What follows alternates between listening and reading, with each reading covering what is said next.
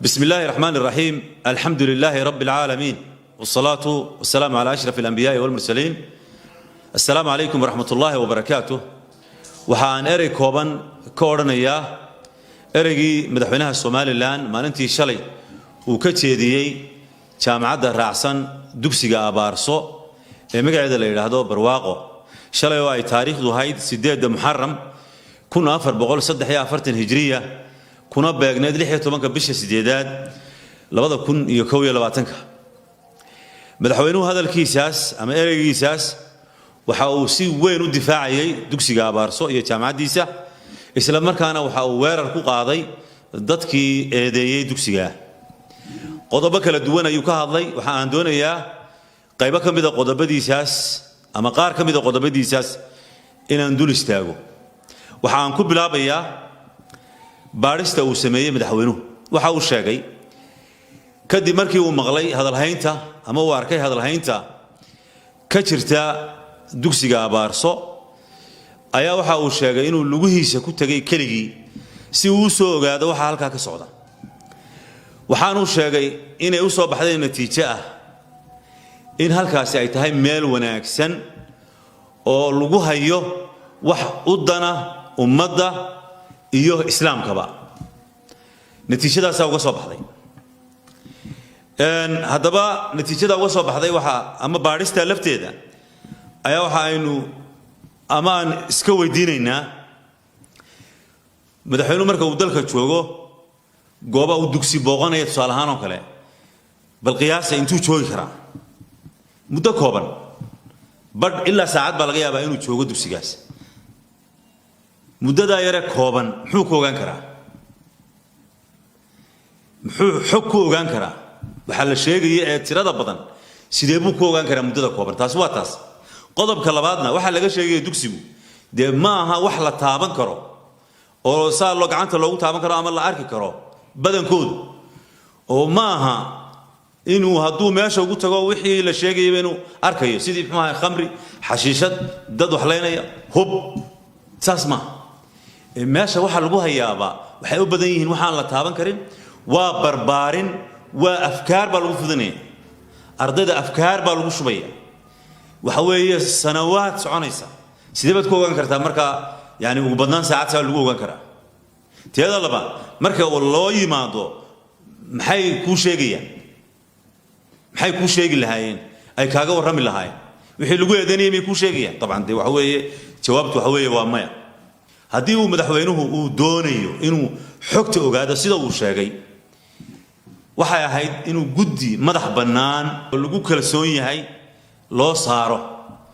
oo ummaddu ay raalli ku tahay oo ay culimmaduna kow ka yihiin guddida xubna ka yihiin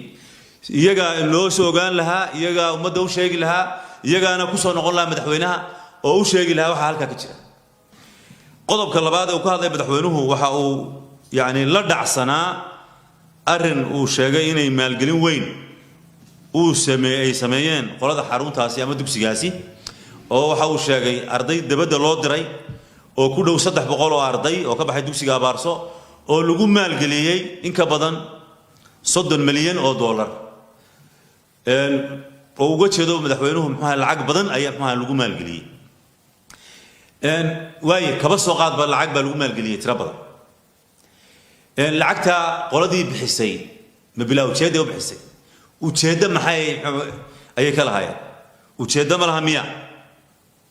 yani waxa weeye ma jacayleyna jecel yihiin bay ay maxay dugsiga halkan uga sameeyeen oo ardadeena wax u bareen oo ay dabadaha u direen ma jacayl ba miyay naga heleen miyayna u naxariisteen dadkani waxaynu kala nahay kala fikir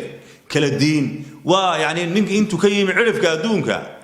يعني محوها يقول يمي هالكن دولكن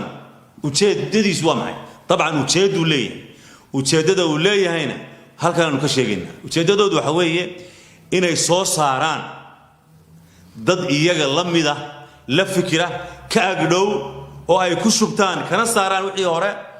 سيقول في شدان مشاريع دايدونية ضد إيجا أو موالين أو ضاعدا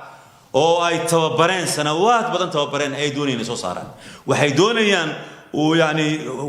waxay ugu yeedhan hal door iyo labeentii bulshada dadkii hor kacayay hogaankii horkacaya bay doonayaan inay sameeyaan oo siyaasad ahaan horkacaya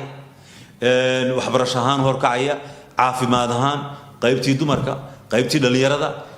manaaxil xayaa dhinacyada nolosha oo dhan waxay doonayaan inay noo soo saaraan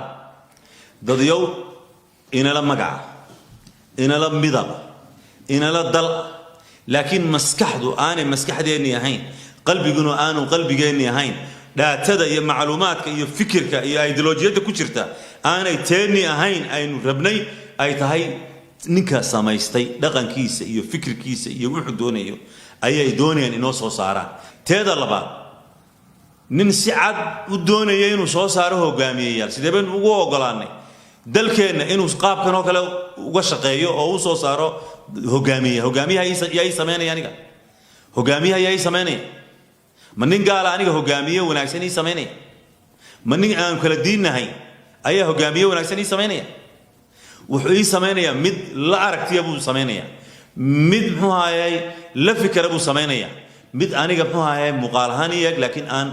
yani wax aan doonayo aan doonayn buu muxuu ahaay soo saaraya xarumaha waxbarashadu ee ay fartu ku godan tahay iyo xarumaha dhaqanka ee ay fartu ku godan tahay xarumahaasi waxay keeneen waa runta isu sheegnaa يعني هو wax la dhaco ma wax la amaanana ma wax laga qajilo weey wax laga xishoodo weey in maanta kuwa la safto dadkaasi waxay keeneen bulshada ugu guracan adduunka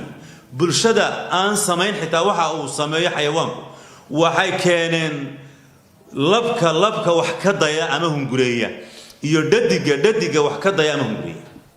dadka noocaas bay inoo keeneen dadkeenii bay ku sii dhaxdaayeen oo ay uga dhigeen tusaale wanaagsan intaasaa ku filay oo ay ahayd madaxweynuhuna inuu xisaabta ku darsado intaasaa ku filay inay tahay meeshaasi meelo aan khayr lahayn meelo aan wanaag soo wadin meelo aan wax ummadda islaamka iyo muslimiinta u dana aan lagu hayn xarumahaas baas ee isugu jira waxbarashada iyo dhaqanka waxa ka digay oo ummadda uga digay xumaantooda iyo dhibta ay leeyihiin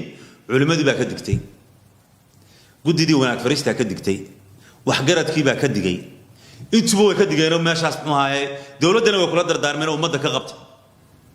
aragtida guud ee bulshadana hadii la soo hadal qaado meelahaas intooda badan waa diidan adduunka waa laga tagayaa adduunkan waa laga tagayaa fursad baad haysataa dahabiya maanta ilaahay wuxuu ka dhigay ama maanta ilaahay madaxweynaha wuxuu ka dhigay يعني محوها ما أنت قف كتلين كرا أو جوامين كرا أو ديري كرا قالوا واحد دونيسو أو إلهي رالي كلين كرا مركا ما أنت فساد بعد أي ستاية ور مدن دين الإسلام كقولا ور وحيد دين الإسلام كلا دجالام يوم مدن كقبو ور لقرن ما يقارت وجيرو دي من يسأ ويسود واتي إنه كسود دواتي خاتمه ونعكسنا دون كأنه كقتنا ولي ما بدحونه خاتمه ونعكسنا كقتنا ومدن خيرك كقتنا لقرن ما يتلصين ولاني ربي قال كلن هذا أمدي إسلام كجتجي لكنها كجتجي هذا يقول ما هي سينا هي قرب ما هي حرمها نوع عاصة أنت هسه ينكسو جبينيا السلام عليكم ورحمة الله وبركاته